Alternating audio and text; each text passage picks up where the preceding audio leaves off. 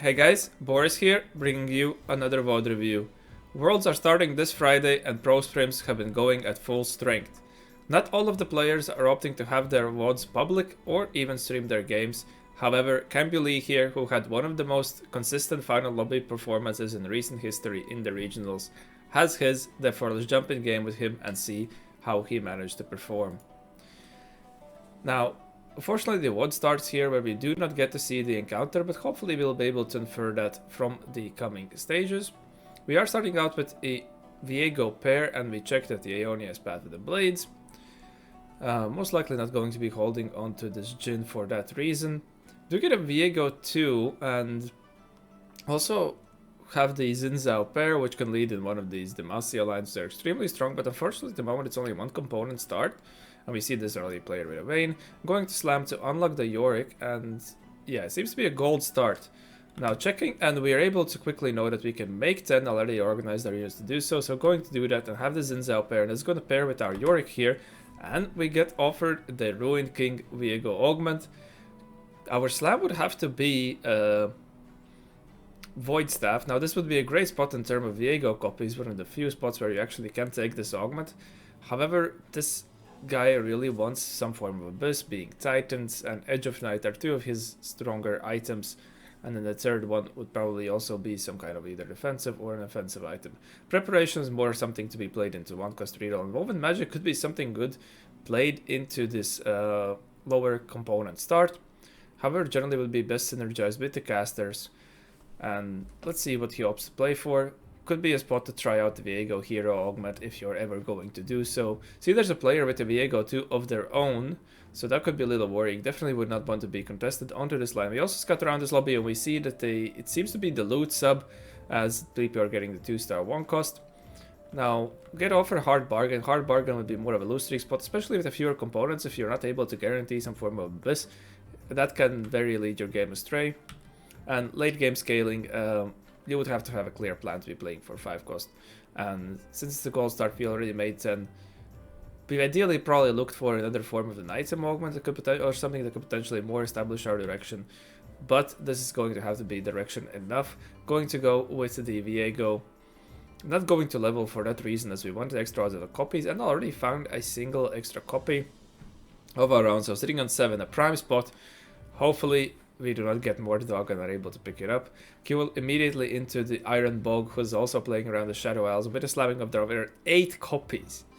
Alright, so hopefully this is going to be a spot, as we can already note, he has not slammed the Void Staff. Something that is generally decent for the Thresh. We're going to also opt for a Bard right away. Do not hit the Viego. Something you can do with 1-cost reroll. Also, if we are able to pick up a win with this Bard is cannot farm us a Viego copy. Bard is going to lock us at 7 copies of a champion, and you have to find these last copies of your own. However, if we lose, we are able to use our free rerolls to dig and hopefully hit on tempo. Did not manage to hit there. But we're still also able to continuously improve our board in this form of a fashion. With Shadow Isles, you definitely want to be tempoing, and the thing with the Viego Hero Augment is that since you are going to be spending levels or gold at lower levels, and you're going to be having this Viego around, your cap generally is not that high. The Shadow Isles comp is one of those comps where you can get to the Callista Thresh and then drop out of all units player around, but that's extremely expensive and required. It's like the late mid game, early late game is where this comp is starting to fall off until you get to that extremely capped board state. And another thing, why the Hero Augment has fallen out of the favor a little bit is that all the unlock condition loosening might increase the tempo of the lobbies extremely high. People are having their 4-cost come online already on stage 3. This is where this Augment would shine with the 3-star. However, you can just run it to some boards that are capped. But if you're able to make it to the level 8 and to the Thresh, coming on stage 4-2, if you're able to do that and unlock the Thresh there, we should still be quite on tempo, as we are getting a 4-cost of our own in form of a Callista on the stage, late stage 3. Still using our free rerolls to dig, opted to make a Titans, save that component there to try to make some form of Abyss for him. And Yeah, so we're going to just close out the stage here. Have a Yorick pair, which is quite nice. Also found the Xin Zhao too, so our front line should be somewhat secure. This is one of the little worrying bits about the Shadow Isles comp. And also the thing to note is that lose streaking has not turned out to be as the worst thing of the worst thing possible for the Shadow Isles comp, since we got to know that the souls are normalized. Find our Viego 3, took a few rolls at level 4, and our Econ is still in great position since we use those free rerolls. But yeah, essentially with soul normalization, what it would mean is that you do not get exactly the amount of souls that the units are dying and living. It's more to try to keep you within some form of a bound so that the extremes get pushed together towards the norm, being Callista unlocked on something like a 3-6, 3-5, or between 3-5 and 3-7, and Thresh between 4-2 and 4-5 in most games. For our components, we get to tank components, but this is where we're definitely wanting to have some form of a 3-item Viego at the moment. Going to opt to slam a Hodge on the Xin Zhao, which is most likely going to transition onto Viego, so just we can have 3 items, but going to see the, if we, in case maybe we get a dropped in item augment, help to secure a win there. Yeah, so we're also having to be this open chain, and Earth's Gambit here is quite appealing since we just killed a glove. Now the Vanquisher's path in this line is very strong, but we just killed our glove. However, we can guarantee the Vanquisher's pan because we have the Reforgers. Spirit Link would be more playing for a win out from Velocity. This would not be as much tempo at the moment. We're looking for something that will essentially enable us to tempo and get that Econ back up. Epic Rolldown has been nerfed and we would have to be sacking the stage, therefore that's not going to play. These two augments are not going to play in that game plan. Advanced Loan again could be quite tricky if we get a Prismatic Augment coming up next. We're definitely going to be playing from behind, and we do not exactly need this gold influx. We cannot just push levels here to 7 and unlock Callista. That is something that you would be taking here for, something like Callista, Kai'Sa, Warwick. Kai'Sa, Warwick, Yone. But we do not have that opportunity, and Mace's Will would give us a item at the moment, but we do not have something like an IE to synergize with that extra crit chance, and this obviously gives us an item component and as well. Therefore we're just gonna go to grab that and slam the Edge of Night and the Hodge onto this Viego. Having 3 item carry here, we should be quite strong against most of the boards. It's either the heavier crown, the heavy is the crown vein that obviously is going to be a little bit of a worry for our front line, as if you have played, you know this vein unit is just absolutely insane. Level 640 here, very good spot, still having that bard to farm us a little bit of an extra resources as well.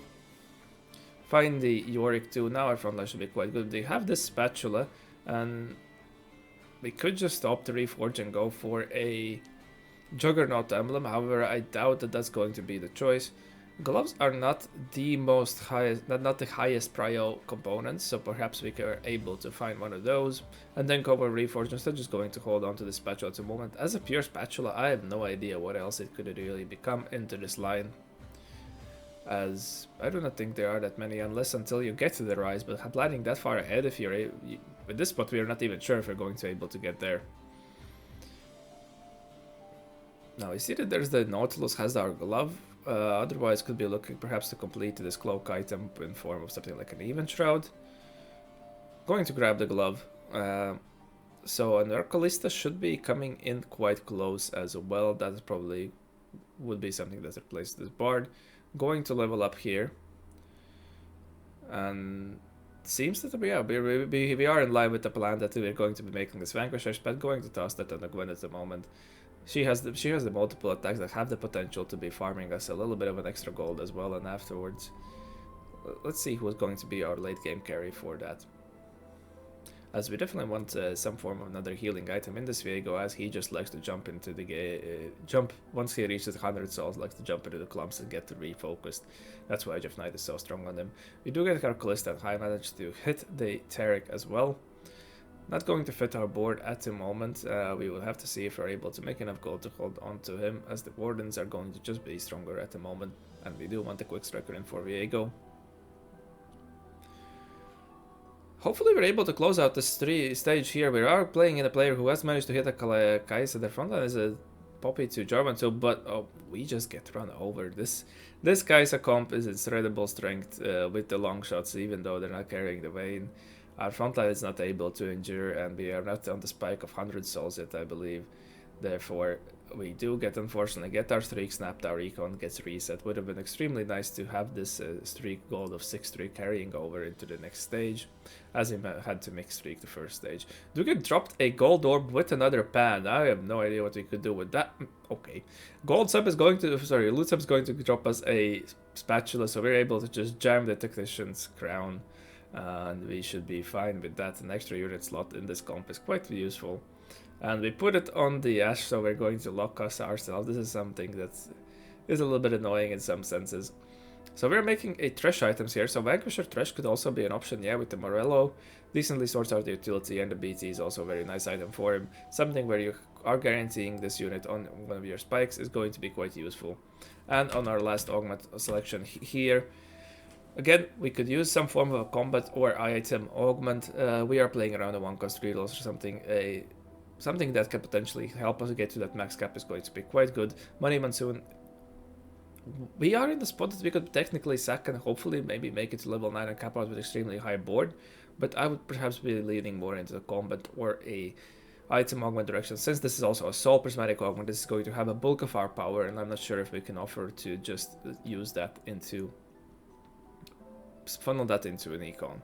Yeah, going to give up on the Money Monsoon. Soul Awakening is generally decent. Combat augment, greatest for something units that auto attack a lot. Hold the line is also a decent one, but we would have to be buffing our backline. We're not going to move our Viego to the backline. We're also going to have that Thresh in the front line. Therefore, Sweet Reach seems quite appealing, has a combat power, and has that potential for an artifact. There are quite a few good artifacts that are played in this line. Most likely that would be my default option as well at this point. So let's see what Cambulee managed to pick, and he's going to agree with the pick, taking the Sweet Tree. He's going to go for a reload on Found a 4-hour potential Justice Flex slot at the moment. For our artifacts, we have the Thresh and Viego items pretty much sorted, so Infinity Force is going to be a little less in the value. Horizon Focus will be something on the Swain, not that great at the moment. Sniper's Focus or Fish Bones are both decent options for the Callista if you're looking to start to optimize that. Do not have any tank options that I will offer at the moment, as well as we do not have tank items. Therefore, most likely I have to decide between those two. Still picking, should I hope that we're able to win this fight without this artifact, and maybe perhaps looking up stats, find that I guess that in the stats the Fishbone just seems to be performing a little better on this guy's Callista. Maybe she has some chances of hitting the backliners and gets her spears in there. Able to pick up a Callista too, which is quite neat for ourselves. Should be able to now hopefully comfortably make it to level 9 with this very early Callista, earlier than on the least, less gold than we would be expecting, but we should be the only ones playing around it, so hopefully that has eased the odds a little bit for ourselves. Able to get on the weak side here, so we're able to roll over the Vasion Iverson's Yordle comp. Had to taken the risk with advanced long, and thankfully for them it was the gold augment in the 3-2. So it's also interesting to note, it seems that, well, we didn't really get that many options of the defensive items, since we had to use our defensive components for the Viego and the Thresh items. But we are not exactly looking to itemize our tanks. Pick up a tier here that can generally either transition into a tank item or a Callista management item. At this point, since we have this Fish Bones, we would again wanting to be itemized this Callista, right? Therefore, I'm not sure how we're going to sort our frontline out. Are we just going to go for the full burst with the glass cannon build without realistically having anything, and later on slotting in something like a Shyvana to provide a little bit of durability of our team? Level 820 gold here, we're not on the richest of the forms, and we have the Seraphine offered to us. We haven't found a Loris yet, so we can't even really check our Piltover module here. If we had something like a Blast Shields, perhaps we would have to be a little more inclined to not as worried about the frontline items. Again, trying to position constantly on the weak sides unfortunately does not exactly work out this fight, but the Vayne and Kai'Sa are going to go there. Viego does manage to get on Kai'Sa, which is insane for us, as she managed to exactly dash there, and Viego had to jump in and 3 aggro on her. That's a big for us. Now we complete our streak. Still 70 HP. This is the great Shadow Isle spot, as we have managed the tempo stage 4 with our unlocks that are on place now. And now we can potentially look to drop the next 3 rounds in order to ensure to make it to level 9 with a sufficient amount of gold.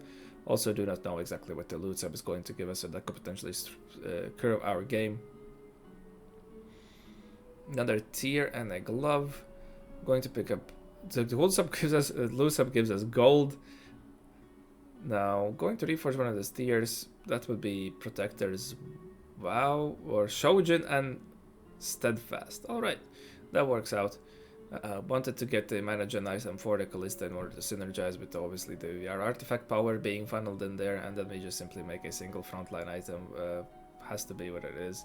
Did not want to use our last remover in order to fish for an item that could synergize with a glove. We had a few hours that we could potentially do. Coming up on our build to our modules, we're not too excited. Did not see the blast shields. That would be probably the only one we're exactly looking for. But with the gold influx from the loot sub, we were able to push 9, find a single copy of Azir, and find that single kindred as well to be taking over for this Ashe. Seeking a little bit few pairs, we definitely want this Braum too to hopefully stabilize our frontline, as these Kai'Sa Vayne comps are just going to burst through your front lines. They play with Dragon Guard, so they have another form of a carry, and the Jarvan as well, and the Shyvana too. We are quite fragile on our department. Hopefully the Azir soldiers and the Kindred is able to help a little bit. We're going to make the Kindred too here. Are we going to opt to give up? So I want to see if we are going to consider playing this Shyvana as well. We have the Disruptor in, so keeping Gwen is kind of fine as well at that point. But otherwise, and we had given up on the Seraphine, right? So we're able to run over this one as the Thresh is able to get to their backline. So the key, it seems that we just simply have to be able to nuke their weak sides in order to run in and get to the backline access on these very strong comms players. I do get the option for a Quick Striker Spatula if no one else takes it, and that unfortunately gets taken from us, so we're just going to go with the blue buff, get double mana Callista. She's going to be a little bit lower on the AD values. Managed to find a Thresh too, so hopefully that is a little bit more durability for a front line as well. Have the Fiddle pair, so we're going to opt to keep the Fiddle as that. Having a little bit of Vanquisher extra and the Fiddle providing that magic resist MR and armor shred and sunder that we do not have at the moment either. Again, Q into this strong side, but Viego has managed to live through the burst and has managed to take out their MF on the backline. So as long as this Viego manages to get their backline carries, we are quite good, and we have to evaluate, I assume, from which matchup we're able to get on the weak side and to do that and crash through them, and then which matchups we're hopefully he's able to re-aggro. Also know that we are he's now trying to move the Fiddle into this corner, as that is the position from which he's able to get on his backlines. We saw briefly for a moment there he was able to stun the Lissandra and the Ryze. This Callista ult goes off in the last second, able to take out the Ryze, so we're able to secure the win against this player as well, and we are made it into the top 3 already, but the 5th and 4th players dropping out just now. But we have to see how we still have a potential to increase our cap, but our worrying factor might be this front line. We have the little bit of extra HP through in form of sweet treats, also a great augment into loot sub, where you do get extra moments of components. And we get another Spatula, finally able to find out Braum too. Find out Renekton too that we're going to slot in over this Fiddle right here. Still going to keep the Sen as a potential defensive option. Going to grab the Crown Guards, going to synergize with the Steadfast a little bit, have some form of frontline presence finally. Not in form of this Garen, and hopefully maybe these ladies in the back are going to jump again. The Kai'Sa again jumps into the Viego, but they just simply have that extra power at the moment. The Galio too coming down as well. Obviously the strongest comp in the game is going to win with a little bit less of a gold at the moment. We still have opted to keep around this Gwen in form of Disruptor, but I'm myself not exactly sure if having the Shyvana is going to be the better option. Again, fighting a ghost of the Demacia board. They received the 2 Demacia boards in the top 3. We're thankfully able to leverage our HP lead in order to secure a placement over one of them. Have the option to have the Fiddle too now, so going to slot that in. You can see we should have also slammed the open Spatula somewhere just to get a little bit of an extra HP, but it's probably not making a difference. Again, these Demacia boards As we can see, just extremely prominent comp in the current meta. Going to try the positioning this way, but it seems that Viego just gets stuck on the Garen here, and we're going to get bursted down. But well recognized by Cambulee here. Leveraging the early tempo that we can be provided, being aggressive at our levels, and picking augments that are going to funnel in the extra power in our comp. That is how you secure placements on these weaker of the lines. Obviously, we recognize that we had an incredible spot to be trying out this comp, and even though our items did not exactly work out in the best form of fashion, still slammed everything, utilized tempo in order to secure placements, and our stage 4 worked out, and then we were able to leverage that HP lead to secure a good placement. I would like to thank you for watching, and I hope that you learned something new, and I wish to see you in the next one. Have a good one.